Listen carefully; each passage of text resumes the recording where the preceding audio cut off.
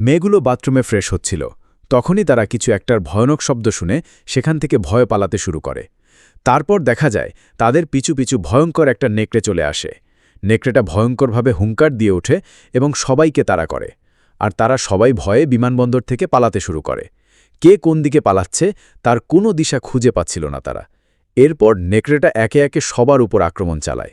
আর যাকে যেখানে পাচ্ছিল ভয়ানকভাবে কামড়ে দিচ্ছিল। একে একে বহু মানুষের উপর সে আক্রমণ চালায়। তারপর সেখানে সেনাবাহিনী চলে আসে নেকড়েদের থেকে সেখানকার মানুষগুলোকে বাঁচানোর জন্য। তারা নেকড়েদের উপর গুলি চালাতে থাকে, কিন্তু তাতেও কোনো লাভ হয় না।